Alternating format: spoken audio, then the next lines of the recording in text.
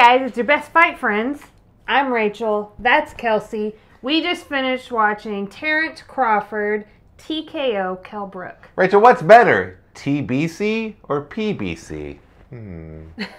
That's what I was wondering when I saw Terence Crawford annihilate Kell Brook in 4 rounds. 4 rounds. Really super impressive performance. Yeah. Now, of course, Crawford was a big favorite, but I don't think anybody I picked Crawford to stop him in the 11th round, maybe late in the fight. I didn't expect him to just blow through him. Yeah, no, me neither do I. Definitely thought he was going to win the fight. Didn't expect him to annihilate him so quickly, really, is what I'm saying. Oh, okay. I felt like that was a reasonable expectation to have for the fight. I feel like, you know, as great a fighter Kell Brook has been, like, in the past, I don't know that he has been recently, and I know that Crawford is in his prime. And not only is he in his prime, he's, like, seriously, his boxing IQ is just, like, out of this world. The thing about Crawford is that he's really great at everything. He can box going forward. He can box going backwards. He can box orthodox, southpaw. He can throw power punches. He can jab. He can counter punch. He can do all. Most boxers cannot do everything like that. And on top of that, he's got a mean streak. He wants to knock you out. He's a great finisher. They said that on the ESPN broadcast, and that is true. He is a great finisher. Yeah. He's 33 years old, Rachel. He needs to finish the second part. I'm not saying he's anywhere near retirement, but I'm saying that he's closer to retirement than he is to being. When we first started watching Terence Crawford on undercards back in the day. Yeah. So he needs some big fights. He needs big fights. He's already had big fights. Yeah. First of all, he was lineal champ 135. Undisputed, which implies lineal as well, at 140. Has the title at 147.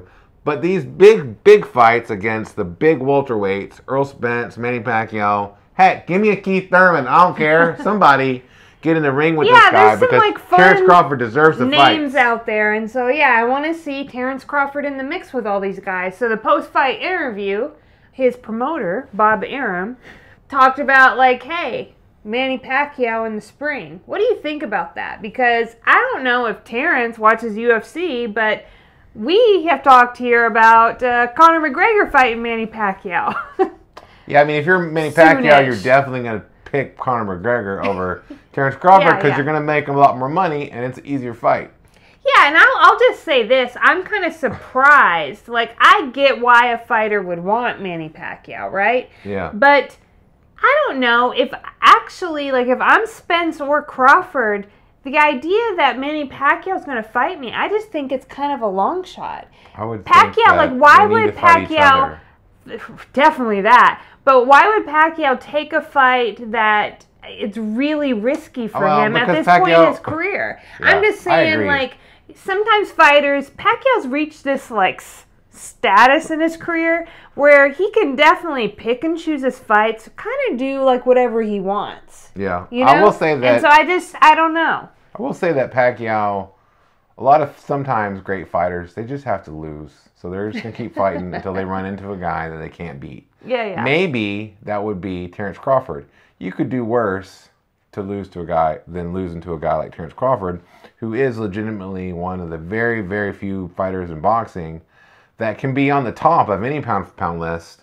He's on the top of ESPN's and some others maybe. But he definitely has the case, and he's had the case for years now. So it's not like he just burst on the scene in the last year or so and like, oh, this guy's great. He's consistently been pound-for-pound elite. He's number 1 on Max Kellerman's list, and you know that that's good enough for Kelsey, Rachel. Remember we used to watch IMAX? Yeah. That was my favorite show. Yeah, it was fun. Yeah, it was so long ago. Do you know how long ago that was? Nobody will remember IMAX. No. I mean, a lot of people won't remember that Max Kellerman was the host for Around the Horn. Before that, this was the show after Around the Horn. He was so good on Around the Horn that he got his own show. Back then, we didn't even have television sets. It was just on, like, we got records and we would listen to Max talk. Huh? What? We're so old. Hey, you don't have to listen to us on a record. Huh? I mean, unless you want to. I mean, I guess you could go through that trouble of somehow putting us on a record. But I don't suggest you do that. I suggest that you just subscribe to our YouTube channel and keep watching it how you're watching it now. Because that just makes sense, guys. Yeah, that seems... What you're wanting to do is just dumb. It's ridiculous. Don't put us on a record.